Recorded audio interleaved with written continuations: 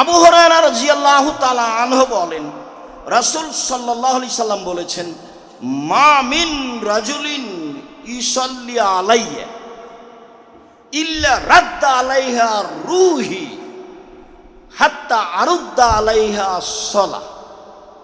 যখনই কোনো মানুষ আমার নামে দরুদ পড়ে তখন আল্লাহ আমাকে আত্মা ফেরত দেন, তখন আমি তার দরুদের উত্তর দিই।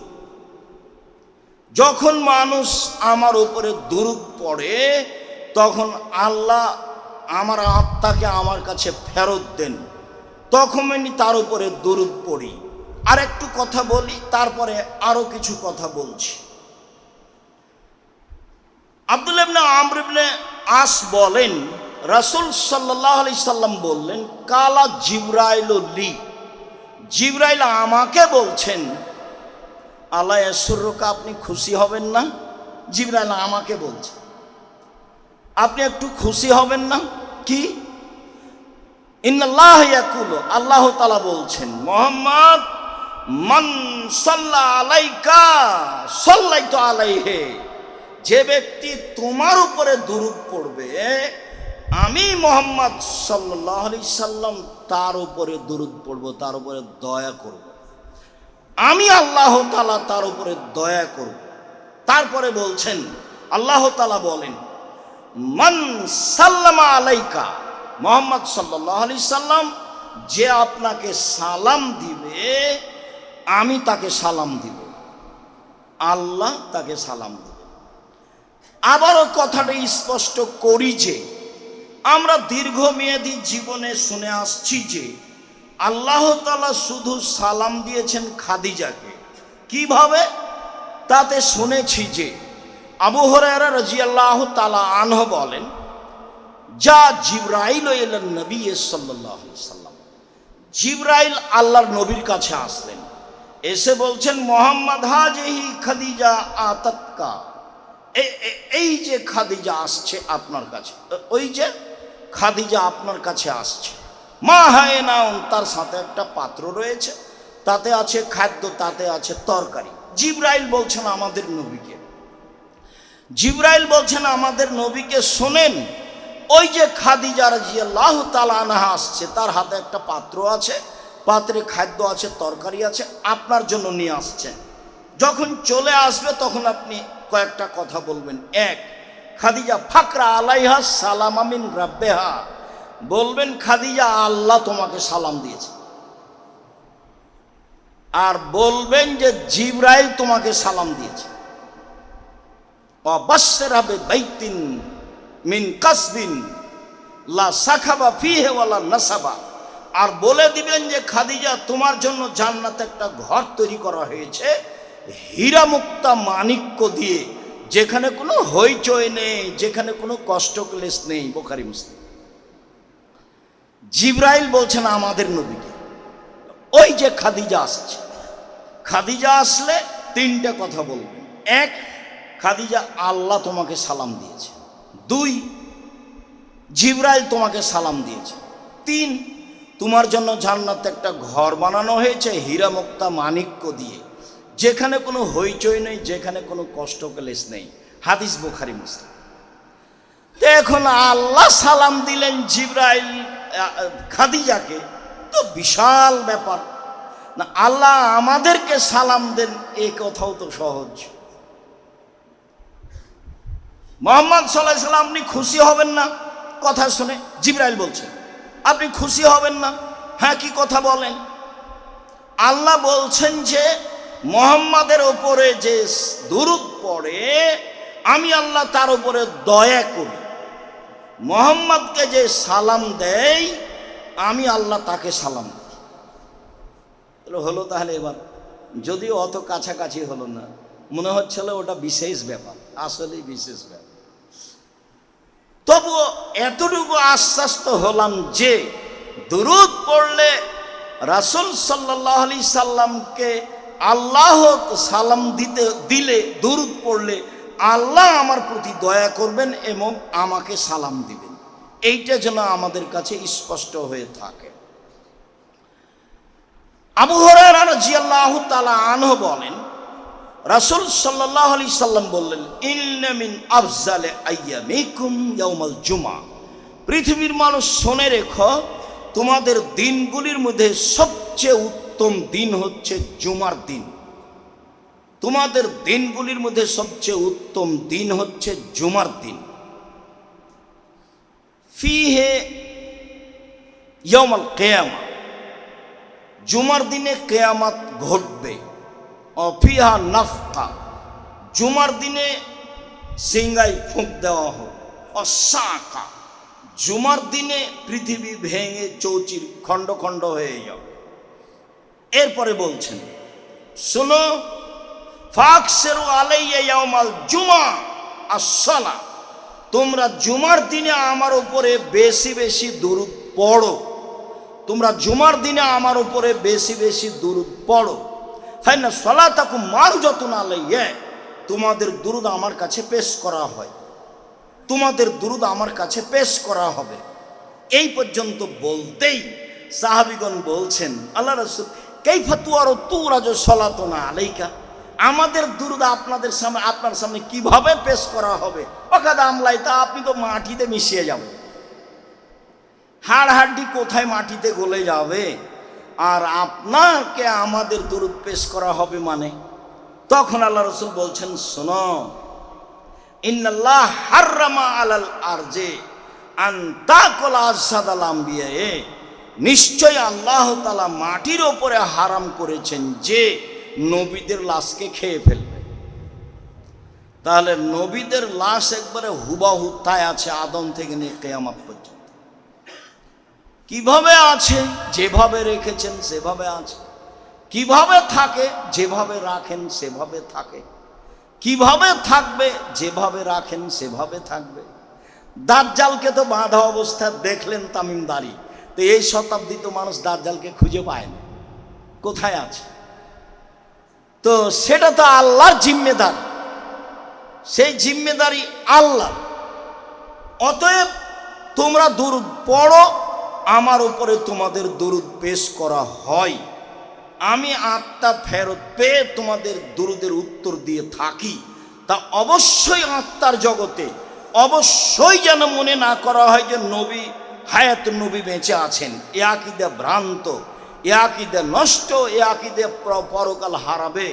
আল্লাহ বলছেন, ইন্নাকা মাইতুন ওয়া হুম মাইতুনা, আপনার মরণ হবে, আপনি মরণশীল, সকল মানুষের মরণ হবে। আয়েশা রাদিয়াল্লাহু তাআলা আনহার চোখের সামনে আল্লাহর নবী দুনিয়া থেকে বিদায় নিয়েছেন, তার কাফন দাফন হয়েছে, বিচারের মাঠে তাকে উঠতে হবে, সব কিছুই তার হবে। তিনি একজন মানুষ, তিনি হায়াতুন নবী, এটা নেহাত অন্যায় কথা, এটা আকীদা ভ্রষ্ট ভ্রান্ত আকীদার কথা। আর বৈঠকে নবী উপস্থিত হয়ে গেছেন, তাই দাঁড়িয়ে যেতে হবে, এটা একটা ভ্রান্ত আকীদা। নবী কেন এখানে আসবেন? উনি কি হাজের নাজির? উনি তো মারা গেছেন, আত্মার জগতে তিনি উত্তর দিয়ে থাকেন। এর অর্থ এই নয় যে আমার বৈঠকে চলে এসেছে। এমন কাজের গতি, এমন নিয়ম নীতি রাসূল সাল্লাল্লাহু আলাইহি ওয়াসাল্লাম রাখেন না। এই ক্ষমতায়, এই গতিবিধি তার কাছে নেই। হজ করতে গিয়ে হাত বাড়িয়ে সালাম দিলেন, যেমন আপনি সালাম দিয়েছেন, তখন আল্লাহ রাসূল কবর থেকে হাত বাড়িয়ে দিয়েছেন। এইসব কথা হচ্ছে আব্দুল কাদের জিলানীর আকাশে যাওয়ার মতো। বলছে, আব্দুল কাদের জিলানী আপনি কোথায় যাচ্ছেন? আরে আল্লাহর বিচারে ভুল হয়ে গেছে, তাই সংশোধন করতে যাচ্ছি। দেওয়ানবাগির কথা যেমন, খোঁজ নেন দেওয়ানবাগি কোথায়, আল্লাহ চিন্তিত আর ছেলে হারালছে, অবাক কথা। এগুলো কি ধরনের কথা? যে কথা মানুষের নাগালের ভিতরে নয়, সেগুলো মানুষ কেমনে বলে, অবাক হয়ে যায়। আরে মাওলানা মানুষ, আবার বক্তা, আবার যেখানে বক্তৃতা দিই সেটা একটা আলেম ফাজেল মাদ্রাসা। বলছে যে আব্দুল কাদের জিলানীর বাড়িতে ভিক্ষুক এসেছিল ভিক্ষা চাইতে, তার মা ভিক্ষা দিতে গেলে ভিক্ষুক তার মাকে দেখে আকৃষ্ট হলো। তখন আব্দুল কাদের জিলানীর মনটা খারাপ হলো, তখনও মায়ের পেট থেকে বের হয়ে ভিক্ষুককে হত্যা করল। তো সবাই যা বলার তাই বলল। আমি এখন পরে বলছি, আমি আর কি বলি, আমি এখন বলছি যে আব্দুল কাদের জিলানী মায়ের পেট থেকে কিভাবে বের হলেন, কিন্তু এখনো তো তার প্রসাবের সময় হয়নি, তো মায়ের পেটে গেলেন কিভাবে? এইটার উত্তর কি? এখন মাওলানা সাহেবকে যদি কেউ বলে এটার উত্তর কি, তাহলে একটা হয়। আরেকটা কথা, যে ও তো তার মায়ের সাথে জেনা করেইনি, তাহলে উনি যে তাকে হত্যা করে দিলেন, তাহলে এখন কেসাস আব্দুল কাদের জেলানি জন্মের সাথে সাথে তাকে হত্যা করতে হবে। কেন? তিনি অন্যায়ভাবে একটা মানুষকে হত্যা করেছেন। এগুলো ধর্মের কথা হলো? এইগুলো কোনো শরীয়তের কথা হলো? আলেম ওলামা শরীয়তের কথা বলবেন, হিসাব ছাড়াই বলবেন। রাসূল উপস্থিত হয়ে গেছেন মানুষের সামনে, তাই দাঁড়িয়ে তাকে সালাম দিতে হবে, জিলাপি বিতরণ করতে হবে। এগুলো দুরূদ নয়, ভুল হিসাব। কাব ইবনে উজরা বলেন, আমরা রাসূল সাল্লাল্লাহু আলাইহি সাল্লামকে বললাম, আপনাকে আমরা সালাম দিতে জানি, আল্লাহ আমাদের শিখিয়েছেন, আপনার উপরে আমরা দরুদ পড়তে জানি না। কিভাবে আপনার উপরে আমরা দরুদ পড়ব? আপনাকে আমরা সালাম দিতে জানি, আপনার উপরে আমরা দরুদ পড়তে জানি না, অথচ আল্লাহ বলছেন যে আপনার উপরে দরুদ পড়তে হবে। তো বলেন কিভাবে? তখন আল্লাহ রাসূল বলছেন, কুলু, তোমরা বলো, আল্লাহুম্মা সাল্লি আলা মুহাম্মাদিন ওয়া আলা আলি মুহাম্মাদ কামা সাল্লাইতা আলা ইব্রাহিম ওয়া আলা আলি ইব্রাহিম ইন্নাকা হামিদুম মাজিদ। হে আল্লাহ, তুমি মুহাম্মদ সাল্লাল্লাহু আলাইহি সাল্লামের উপরে শান্তি অবতীর্ণ করো, যেমনভাবে ইব্রাহিম আলাইহিস সালাম এবং তার বংশধরের প্রতি শান্তি অবতীর্ণ করেছ। আল্লাহুম্মা বারিক আলা মুহাম্মাদিন ওয়া আলা আলি মুহাম্মাদ কামা বারাকতা আলা ইব্রাহিম ওয়া আলা আলি ইব্রাহিম ইন্নাকা হামিদুম মাজিদ। হে আল্লাহ, তুমি মুহাম্মদ সাল্লাল্লাহু আলাইহি সাল্লাম এবং তার পরিবার বর্গের উপরে নিরাপত্তা বরকত নাজিল করো, যেমনভাবে ইব্রাহিম আলাইহিস সালাম ও তার পরিবারের প্রতি বরকত নাজিল করেছ। তুমি প্রশংসনীয়, তুমি জ্ঞানী। এই দরুদ রাসূল সাল্লাল্লাহু আলাইহি সাল্লাম শিখিয়ে দিলেন। শব্দের কিছু কমবেশ সহিহ হাদিসও রয়েছে, কিন্তু কোথা থেকে আসলো?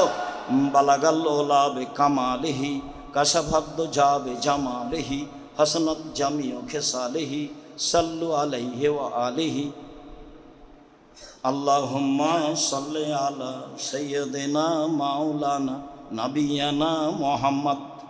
আমি এগুলো মানুষের শুনে বলছি, আমি ওই বৈঠক কোনোদিন দেখিনি, ওই বৈঠকে কোনো যাইনি, ওই বৈঠক শরীয়তের নয়।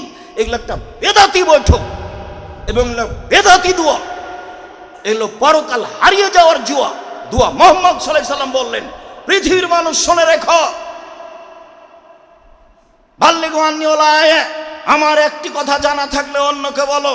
হাদিসুন বানি ইসরায়েলের কাহিনী বলো, কোনো দোষ নেই। মান কাযাবা আলাইয়া মুতাআম্মিদান, কেউ যদি কোনো কথা আমার নামে বলে, সেই কথা যদি আমার না হয়, ফালিয়াতাবাওয়াহু মিনান নার, সে তার স্থানকে করে নিল জাহান্নাম, সে জাহান্নামে যাবেই। আপনি ধর্মের নামে যেটা মুখে বলেছেন, ধর্মের নামে যেটা কলমে লিখেছেন, সেটা যদি রাসূলের না হয়, তাহলে আপনাকে জাহান্নামে যেতেই হবে। হজ করলেও হবে, তাহাজ্জুদ পড়লেও হবে, আল খাল্লা গায়ে থাকলেও হবে, বায়ের সাথের পাগড়ি থাকলেও।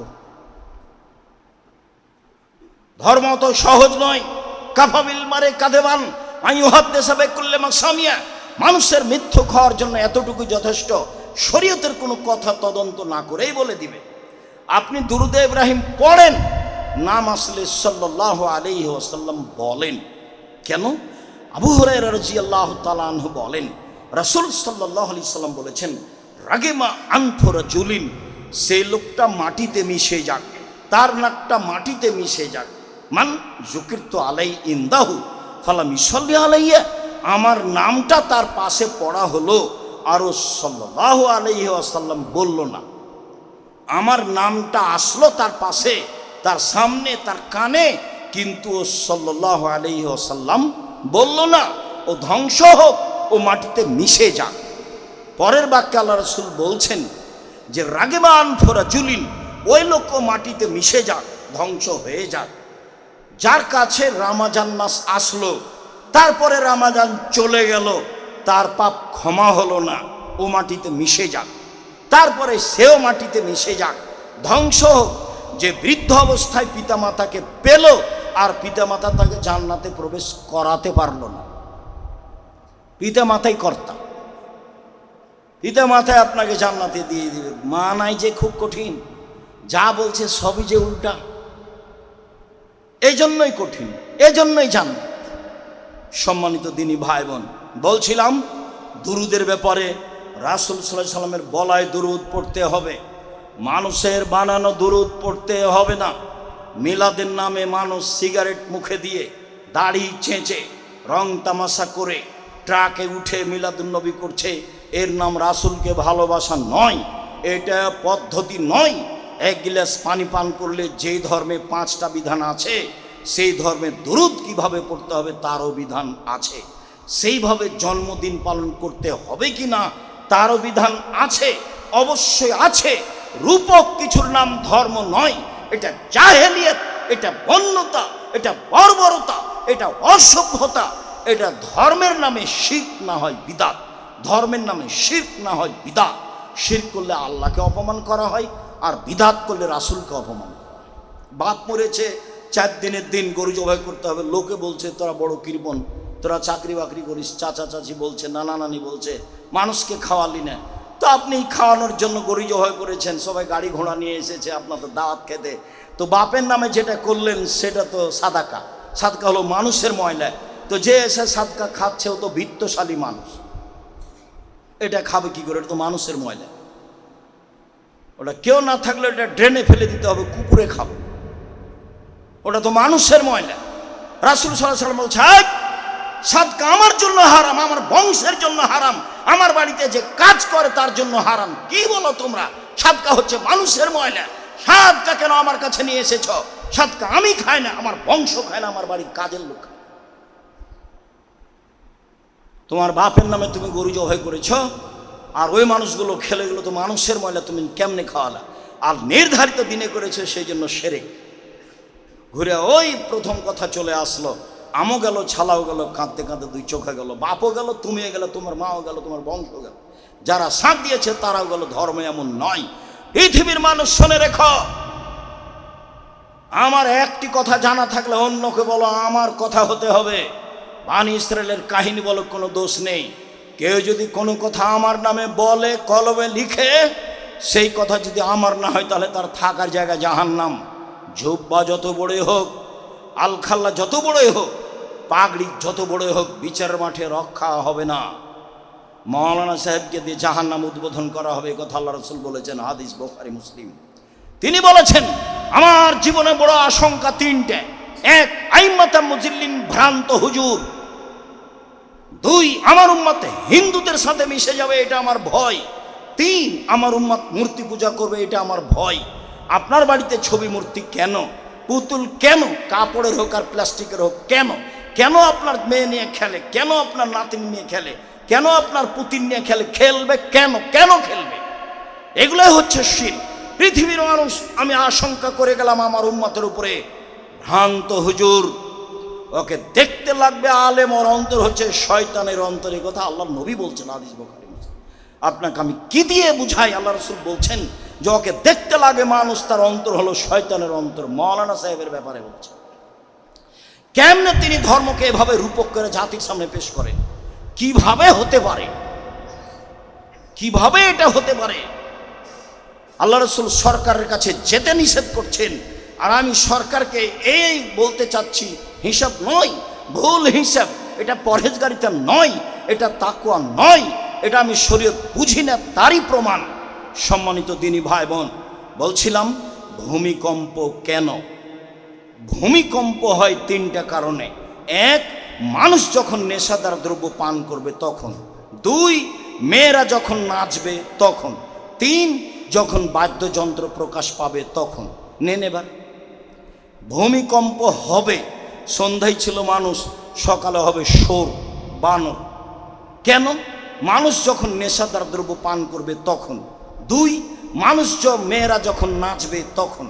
3, মানুষ যখন বাদ্যযন্ত্র ব্যবহার করবে তখন।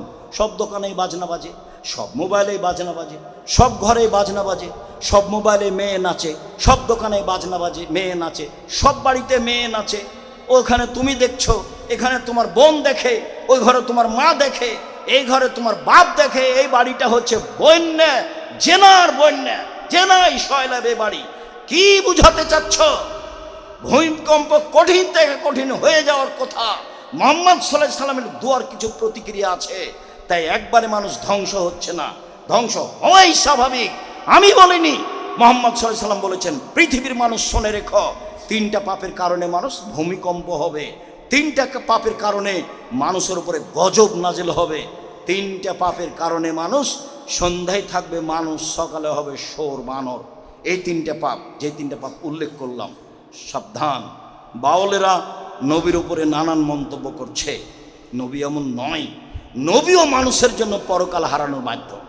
কোরআন মাজিদ যেমন মানুষের জন্য পরকাল হারার মাধ্যম, তেমনি ওই যে কাদিয়ানি কি বুঝলো মোহাম্মদের পরে আরো নবী আছে, শিয়া কি বুঝলো, বলছে জিবরাইল আসতে ভুল করেছে, আসতে হয়তো আলীর কাছে, এসেছে মোহাম্মদ সাল্লাল্লাহু আলাইহি ওয়াসাল্লামের কাছে।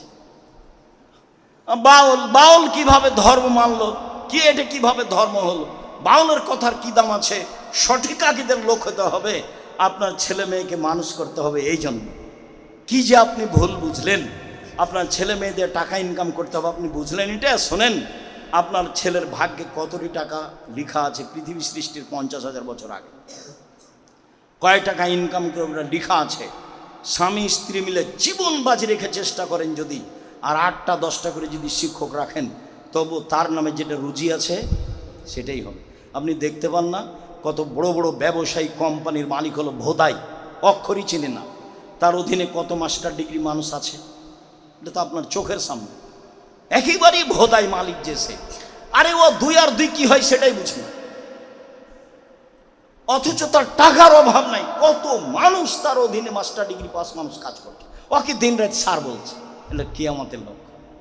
ভুল বুঝলেন, ছেলে মেয়ে মানুষ করলেন না, জাতির কল্যাণের জন্য, মানুষকে শিরক মুক্ত করার জন্য, বিদআত মুক্ত করার জন্য। সম্মানিত দিনী ভাই বোন, অবশ্যই আঙ্গুল উঠানোর ব্যাপারে সতর্ক থাকবো, অবশ্যই দুরুদ পড়ার ব্যাপারে সতর্ক থাকবো, অবশ্যই বেশি বেশি দুরুদ পড়ব।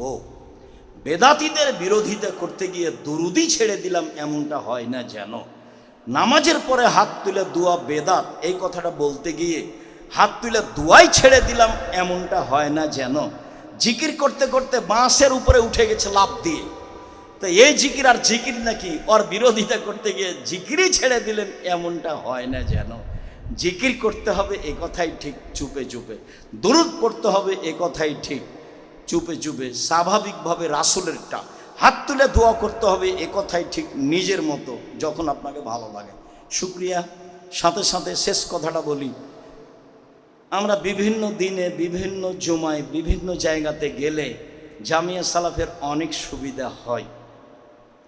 জামিয়া সালাফের কথাটা আমি একাই বলে থাকি। জামিয়া সালাফিয়া, আপনি দোয়াতে আছেন আর আমি জিম্মেদারি পালন করছি এককভাবে। আমরা এই দাওয়া সেন্টার দিয়ে জামিয়া সালাফের অনেক উপকার আশা করেছি। আপনি সে আশাকে পূর্ণ করার চেষ্টা করবেন মানুষ হিসাবে যতটুকু সহজ হয়। তাতে 2টা দিক আমি দাবি জানিয়েছি, দোয়াতে অংশ রাখবেন জামিয়া সালাফের, আর দ্বিতীয় হলো এই যে খালি টাকায় আসবেন না, ভুলে আসলে আবার ফিরে যাবেন, কম হোক আর বেশি হোক, এ দিয়ে অনেক সুবিধা ভোগ করবে জামিয়া সালাফিয়া। আর সম্মেলনের কুপন আছে নিচে তলায়, যাওয়ার সময় সংগ্রহ করবেন। বই পুস্তক, আল ইতিসাম, সব কিছু মানুষের কল্যাণের জন্য। আল্লাহ আমাদের যারা মারা গেছে তুমি তাদের কবরের শাস্তি মাফ করো, আমরা যারা অসুস্থ তুমি তাদের আরোগ্য দান করো, আমরা যারা বেঁচে আছি তুমি তাদেরকে তোমার রাসূলের পদ্ধতি অনুযায়ী চলার তৌফিক দান করো।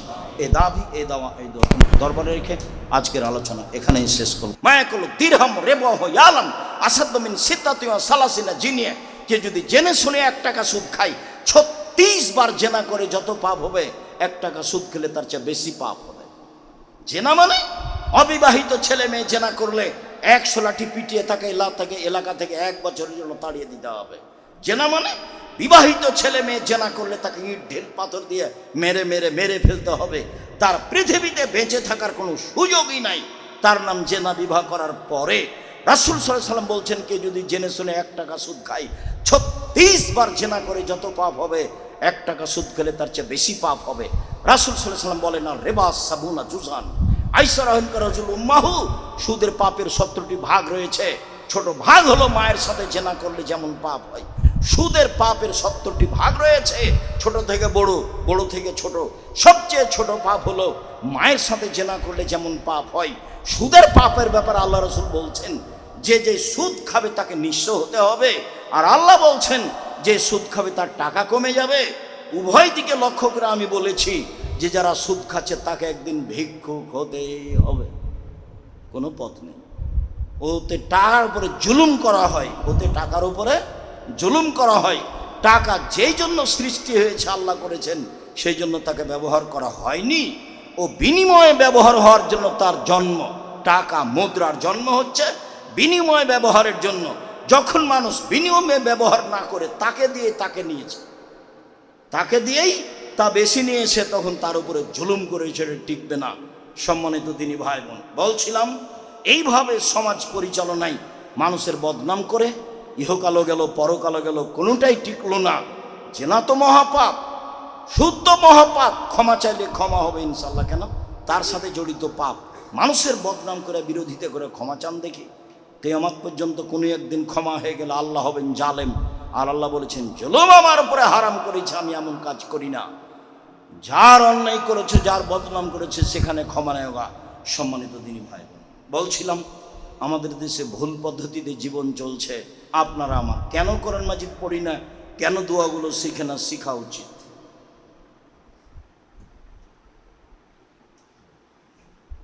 আলহামদুলিল্লাহ ওয়াহদা ওয়াসসালাতু ওয়াসসালামু আলা মান লা নাবিয়্যা বা'দা। আল্লাহ তাআলা বলেন, ইয়া আইয়ুহাল্লাযীনা আমানু সাল্লু আলাইহি ওয়া সাল্লিমু তাসলিমা। হে পৃথিবীর মানুষ, ঈমানদার পুরুষ নারী, তোমরা মুহাম্মদ সাল্লাল্লাহু আলাইহি সাল্লামের উপরে দরুদ পড়ো, তাকে সালাম দাও, দরুদ পড়ো। আল্লাহ তাআলা বলেন, ইন্নাল্লাহা ওয়া মালাইকাতুহু ইউসাল্লুনা আলান নবী। নিশ্চয় আল্লাহ এবং ফেরেশতা নবীর উপরে দরুদ পড়ে।